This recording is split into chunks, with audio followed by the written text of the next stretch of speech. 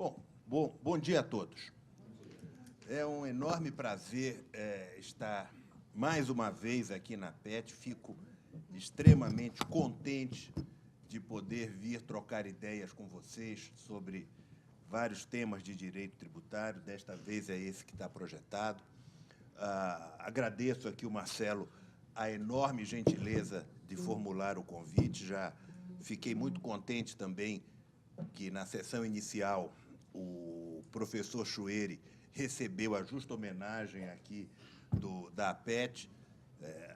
2 anos atrás fui eu, recebido das mãos do professor Ives, agora o Chueri. Esse negócio parece corrida de bastão, a gente vai passando um para o outro, mas sempre de boa qualidade. Fico muito contente. Contente aqui que está com o Raul Ibere e com o Oscar Mendonça, sabe que a gente chega antes e fica naquele bate-papo ali e tal. E acabei descobrindo um negócio interessante. Oscar, esse negócio desse sotaque baiano, esse negócio é paraense. Tipo eu. Estamos registrando. Hã? Mas nem eu sabia. Mas é aquele negócio, é aquele bate-papo do café, esse negócio sai, a gente diz assim, somos conterrâneos, não tenha dúvida. Bom, qual é a pauta de hoje do nosso encontro? Diz respeito à legitimidade do voto de qualidade no CARF. E esse debate que está... Deixa eu ver se eu consigo usar isso aqui, bacana. Do indúbio pró-contribuinte. Vários de vocês já devem estar acompanhando o debate jurisprudencial que tem havido.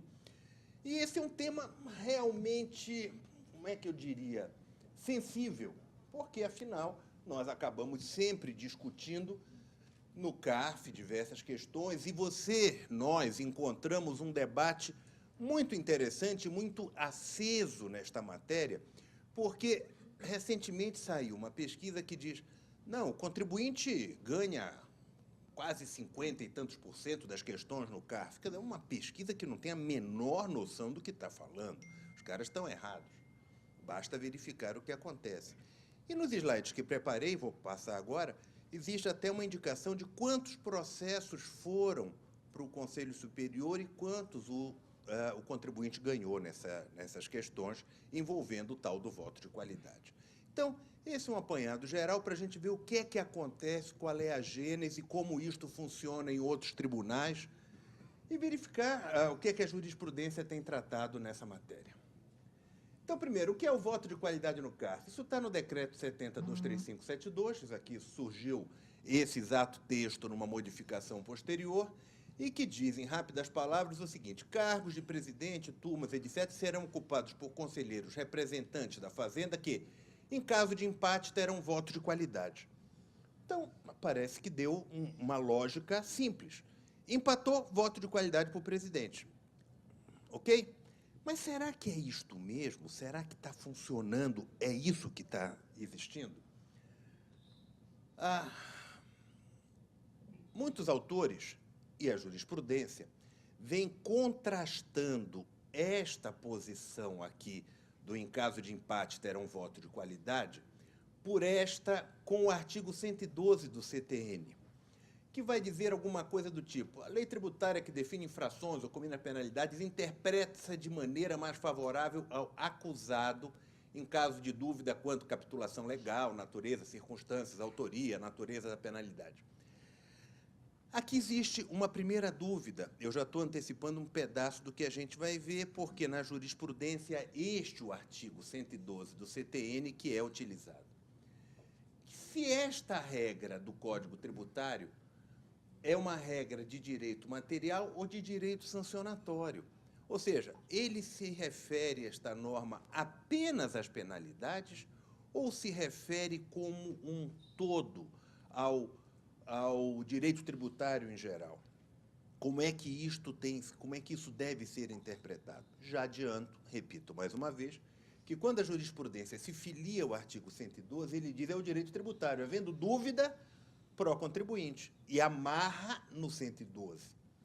Eu trago esse pedaço a debate para nós discutirmos, porque, no meu ponto de vista, é além do 112. O 112 ajuda, sem dúvida, mas não é apenas isso. Não é uma questão de revogo o 112 e aí não tem mais indúbio pró-contribuinte. Não, o indúbio pró-contribuinte é além do 112.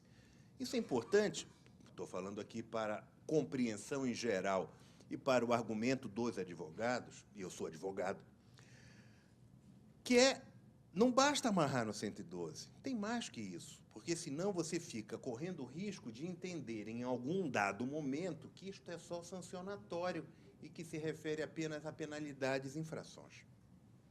Vamos ver onde é que eu estou amarrando o meu burro nessa história, onde é que eu estou vendo. Utiliza-se aquilo que eu comentei, utiliza-se em caso de dúvida na aplicação do direito sancionatório, matéria tributária, em dúbio pro réu, ou seja, em dúbio pro contribuinte, havendo empate, o que é que o voto de qualidade deve ser necessariamente dado em prol do contribuinte ou do Estado? O que os tribunais administrativos tributários fazem é voto de qualidade ou é voto duplo? Observem que há uma diferença entre voto de qualidade e voto duplo. Bom, para entender isso, a gente tem que ver onde é que está, quem inventou esse negócio, qual é a origem. Isso está muito longe, em algum momento em 458 a.C. Ou seja, 4 séculos para antes de Cristo, isso foi criado. Numa peça de teatro chamada Eumênides, o autor era o Ésquilo, ele colocou a seguinte situação. Um personagem chamado Orestes mata a mãe, a qual antes havia matado o pai. Ou seja, um drama grego, né? Um desastre. Perseguido pelas deusas fúrias, que eram as deusas da vingança, o Orestes pede absolvição por ter agido para vingar a morte do pai, que a mãe tinha feito, ou seja, um dramalhão. Como é que acaba essa história? Vem a deusa Minerva, que protegia todo esse pessoal, toda a situação. Tem uma história mais comprida que eu vou abreviar. Entra o outro deus, o Apolo, os dois brigam. Vamos deixar de lado isso.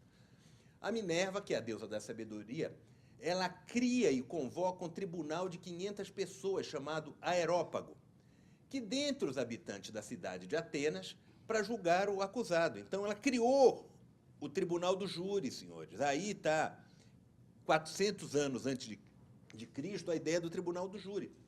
E ela vai dizer o seguinte: serei, a deusa, a última a pronunciar o voto, e o somarei aos favoráveis a Orestes. Basta que o Orestes vença, não, para que este vença, basta que os votos se dividam igualmente. Ou seja, 500 pessoas, se dividir 250 para cada lado, ela nem vota. Ela dizia assim: serei a última a pronunciar o voto, e o somarei aos favoráveis ao réu. Nem voto. De antemão, estou dizendo, empatou, ele leva. O que nos leva à seguinte situação no caso concreto. O julgamento acabou empatado e a deusa Minerva sequer votou, pois, havendo empate, ocorreria automaticamente a absolvição do acusado. Daí surge a expressão voto de Minerva, que é a regra usada nos órgãos colegiados para decidir um processo em caso de empate, e que no Brasil é assumido como nome de voto de qualidade. O voto de qualidade é o voto de Minerva.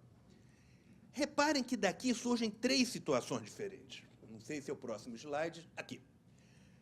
Que o voto de qualidade tem 3 situações. Existe um voto de Minerva nas matérias acusatórias.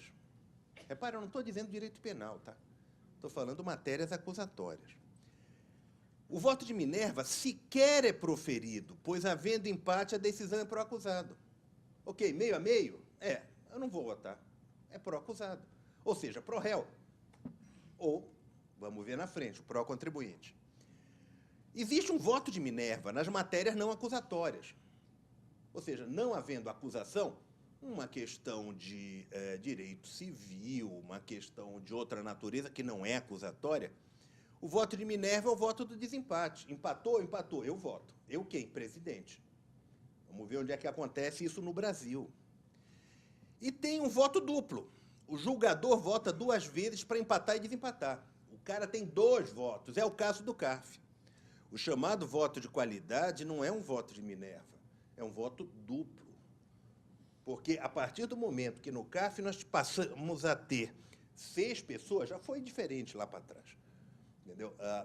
6 pessoas julgando, o que se tem é um empate atribuindo um duplo voto ao presidente. Não é o chamado voto de Minerva, não é aquela lógica exposta desde 400 anos antes de Cristo. Bom, o voto de Minerva penal, como vocês sabem, é indúbio pro réu, fazendo com que o Estado, representado pelo Ministério Público, deva comprovar, além de qualquer dúvida razoável, essa expressão é técnica e importante para o direito acusatório, além de qualquer dúvida razoável, a culpa do acusado para condená-lo. Havendo empate, o réu é absolvido. Não precisa nem de voto, de desempate. Como se desempata uma votação no Supremo Tribunal Federal? Vamos fazer uma análise comparativa. No Supremo, vocês sabem, são 11 ministros, dividido em 2 turmas, cada qual com 5 membros. Ou seja, já é ímpar. Já é difícil dar empate nesse negócio. Onde é que dá empate? Cabe ao presidente proferir voto de qualidade nas decisões do plenário para as quais o regimento interno não preveja solução diversa. Qual é a solução diversa? O que é que diz? Quer dizer, não é aquele negócio, empatou, o presidente desempata. Não. Quais são as soluções diversas? O uso do voto de qualidade do presidente do Supremo no plenário só ocorre quando a composição do tribunal contiver claros por ausência de nomeação ou por problemas de saúde ou agenda. Aquela velha coisa, o cara fazer uma palestra não sei aonde, adoeceu, ou o presidente não nomeou, não indicou. Vocês sabem, recentemente isso aconteceu por quase um ano. Quando algum ministro não puder julgar em face de impedimento ou suspeição, ou quando não se possa aguardar a recomposição do quórum do tribunal em face da urgência da matéria em julgamento. Isso está lá no regimento interno. Então, em muitas situações, aguarda a recomposição do quórum. Breve síntese. A regra geral para o desempate é aguardar o ministro ausente apenas na composição fracionária, convocar o ministro de outra turma.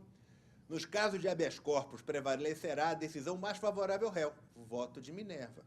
Repara que nem é voto do presidente, é habeas corpus, decisão mais favorável ao réu.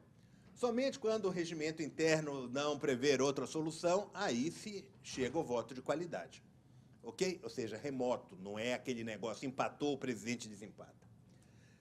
Algum caso precedente? Sim. Um único que eu tenha conseguido obter. Se alguém achou outro, me mande que eu tenha interesse. Nesse recurso extraordinário, Joaquim Barbosa, só tinham 10 ministros na corte, todos estavam presentes, faltava a nomeação do 11º. E a matéria empatou a votação. 5 para um lado, 5 para o outro. Só para registrar, matéria eleitoral, tem nada a ver com tributário. O voto do Peluso, então, disse, não tem vocação para déspota. Repara o peso que o cara deu no negócio.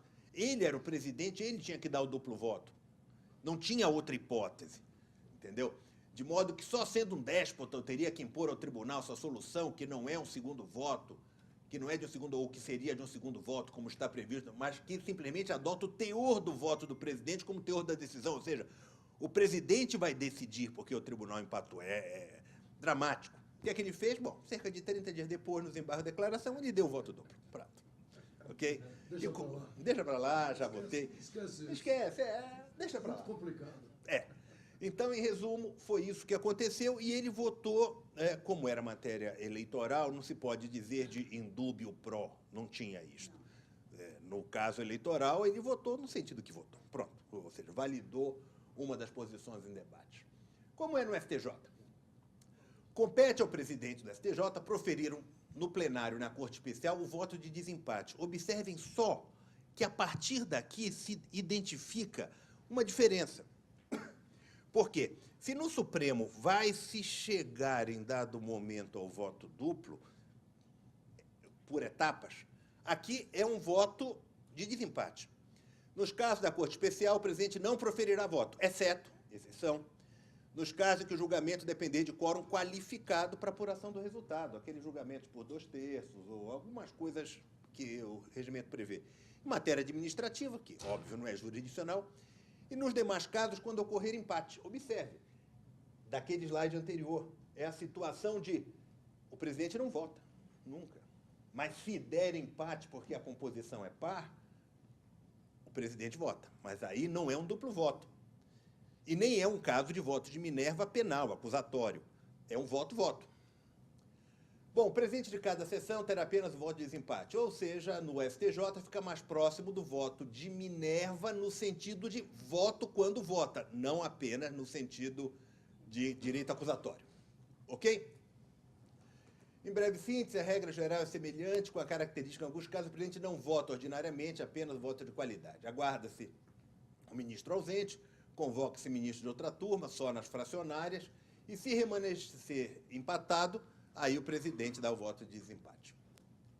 Ok? Como foi e como isto foi discutido jurisdicionalmente?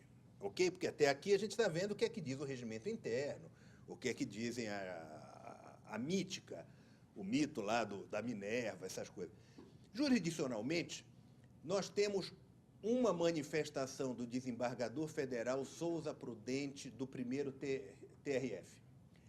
Observem-se que não é um caso de julgamento administrativo, não é um caso de corte administrativa, tributária, deixa eu ser mais exato. Não é um caso de corte paritária, é um caso de CAD, Conselho Administrativo de Defesa Econômica, não é paritário, é outra coisa, outra lei, outro debate. Todavia, aqui esse A está errado, é um MS, tem que apagar aqui o A. Todavia, neste caso, é bom fazer um paralelo. O que é que aconteceu? Era um caso de concentração de decisão sobre direito econômico concorrencial, uma questão de concentração de empresas, e a matéria foi decidida pelo presidente com a lógica do voto duplo.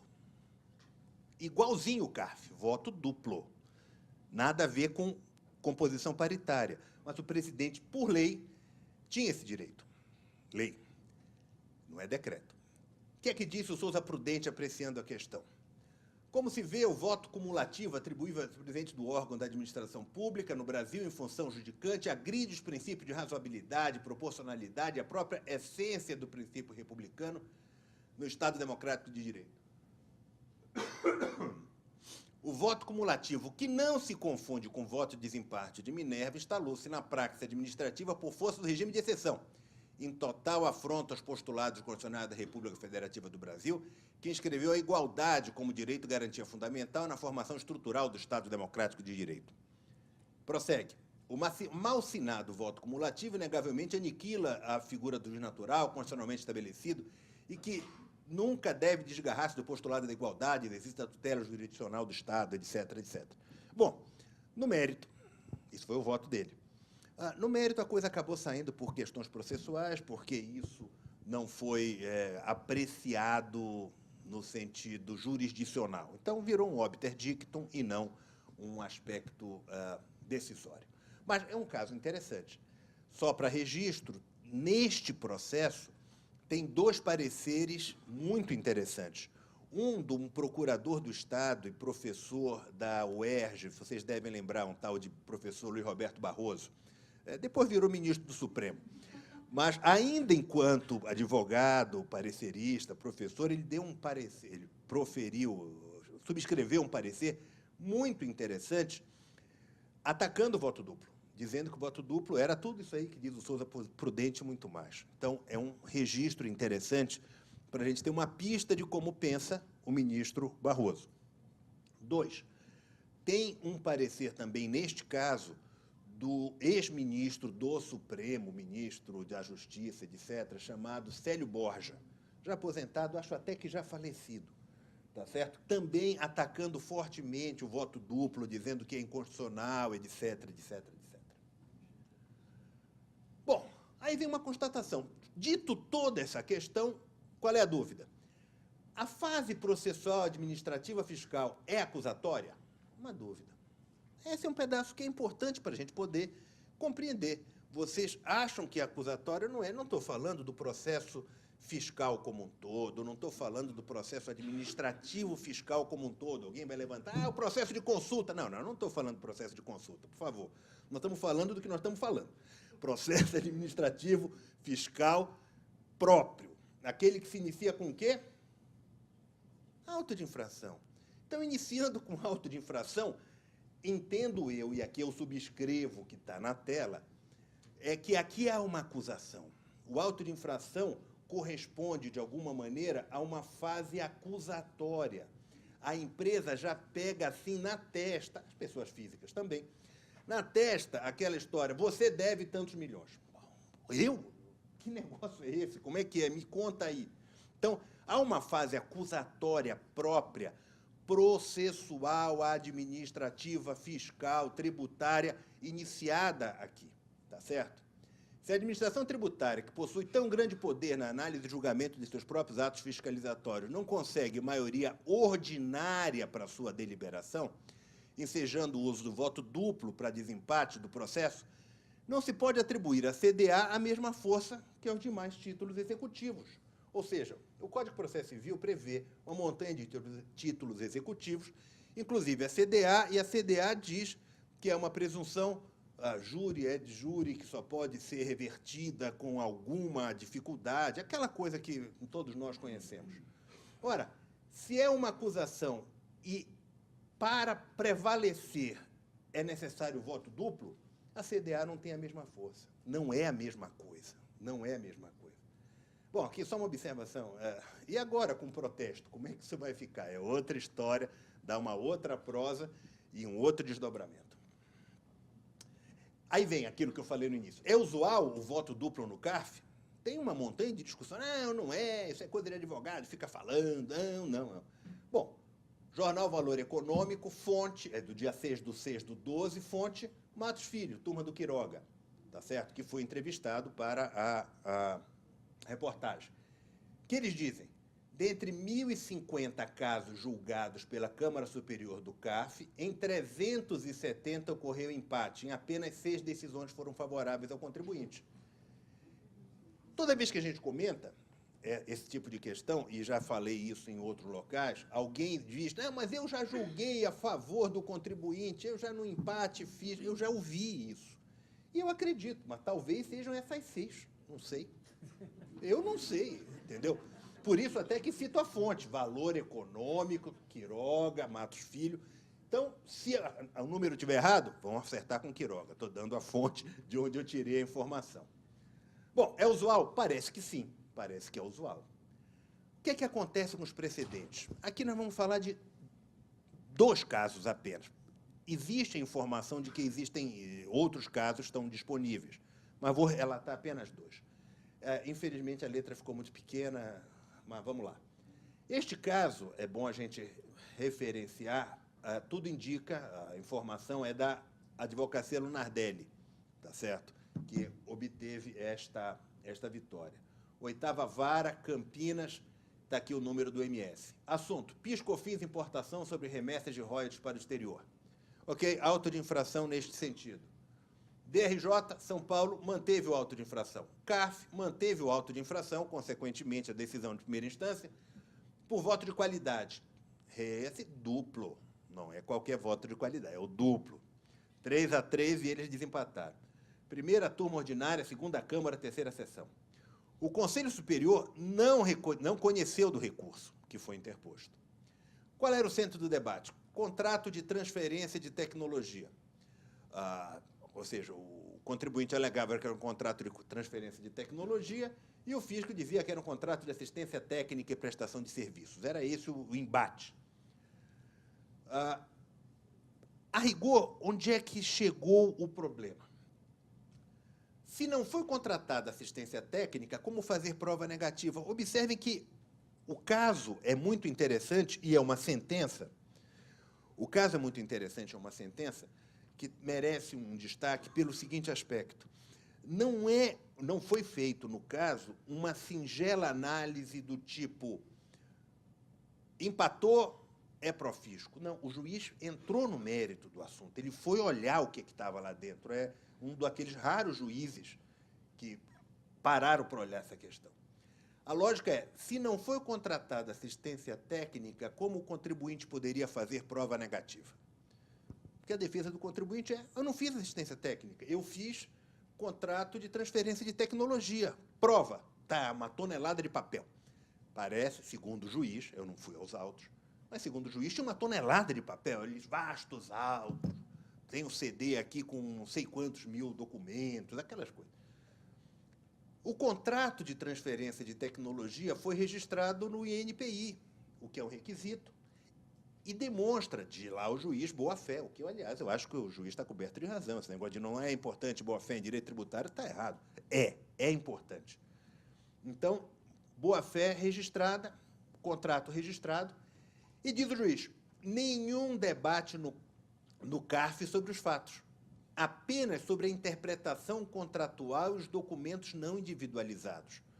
Mais uma vez, eu estou relatando o que li da sentença. Diz o juiz que não houve debate de fatos no CARF. O debate é, os documentos têm que valor probatório, ou seja, a interpretação da prova, e não a prova, porque a prova deveria ser feita, segundo o juiz, olhando a documentação. Ok, juntaram 30 volumes, bota a mão nos 30 volumes e vai dizer onde está o contrato de assistência técnica. Se não achar o contrato de assistência técnica, ele não existe. É isto. Como é que o contribuinte vai fazer a prova do contrato de assistência técnica se ele diz que não fez? Não fazer prova diabólica, como diziam os antigos, prova negativa.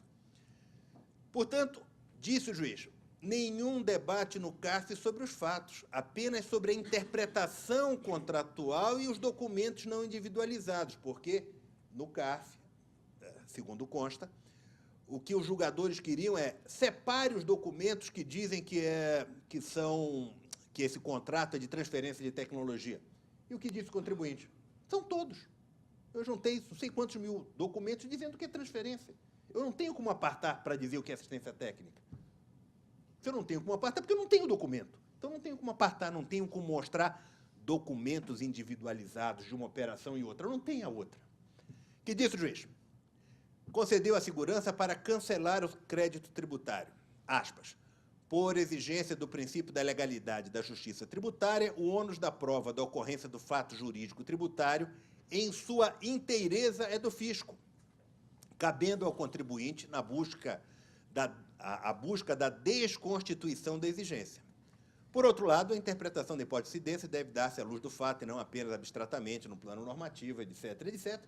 E, no final, disse, a regra do empate não faz prevalecer. Portanto, por esses e por outros argumentos, eu suspendo a exigibilidade, eu cancelo o crédito tributário. Ok? Observem que é interessante a decisão, porque ele não apenas olhou a questão do empate, a questão do voto de Minerva, do voto duplo. Ele foi no mérito, um bom juiz, estava inspirado. Bom, a segunda vara, Distrito Federal. O que diz aqui? Juiz, tutela antecipada, processo mencionado aqui, juiz federal Charles Renaud Frazão de Moraes, agora de julho. Em sede de interpretação do julgamento do... Esse foi só no CARF, foi só a questão da maioria, da regra do voto de Minerva, do voto duplo. Em sede de interpretação dos julgamentos no colegiado administrativo do CARF, a regra que deve prevalecer é aquela prevista no artigo 112.1, observem, aquele artigo que eu projetei, ok? A questão da retroatividade sancionatória do CTN, eis que se instalou naquele órgão julgador verdadeira dúvida quanto aos fatos em discussão e seus efeitos legais, no tocante à inclusão na base de cálculo das exações do PIS/COFINS, o COFINS aqui é original, não fui eu que escrevi assim, no tocante aos valores transferidos a terceiros. Não há que se falar em voto de qualidade do presidente do colegiado CARF, que estaria votando 2 vezes sem previsão legal, e contrariamente ao desiderato do legislador do CTN, que procura beneficiar o contribuinte na aplicação da lei, na dúvida, etc., etc., etc. Observem um destaque. Não se há de falar em voto de qualidade do presidente do colegiado, que estaria votando 2 vezes sem previsão legal. Volto àquela história que eu falei lá na frente. Uma coisa é voto de Minerva, outra coisa é o que está no decreto 70.235, que fala em caso de empate, vota para desempatar. O que está havendo, senhores, é um voto duplo, que é outra coisa. Bom, então, essa decisão, o que é que nós temos em síntese? Em síntese, havendo empate nos processos administrativos fiscais, considera-se que a administração pública não conseguiu comprovar, acima de qualquer dúvida razoável, a conduta irregular do contribuinte, o que levaria à sua validação, ou seja, indúbio pró contribuinte. Estou convencido disso. Em caso de dúvidas fáticas, observe que aqui tem 3 aspectos a serem considerados. Em caso de dúvidas fáticas, ou seja, ocorreu ou não ocorreu? Qual é a configuração do fato? Tá certo? É mais ou menos aquele caso que mencionei agora de Campinas. O contrato era de serviço ou era de transferência de tecnologia. Deve haver o afastamento completo da imposição tributária, pois o Estado não foi capaz de comprovar, além de qualquer dúvida razoável, a materialidade da obrigação de pagar o tributo. Em caso de dúvidas acerca do correto enquadramento legal, ou seja, será que esta é uma operação X ou Y? Será que isto é uma coisa, uma operação outra? Seria validada a conduta do contribuinte afastando a pretensão fiscal. Por quê? Porque houve dúvida. A questão é da dúvida. É um direito condenatório. No mais, por fim, havendo dúvida, deveria haver ao menos o afastamento da multa. Porque se a conduta é duvidosa, a imposição de multa se torna ainda mais injusta.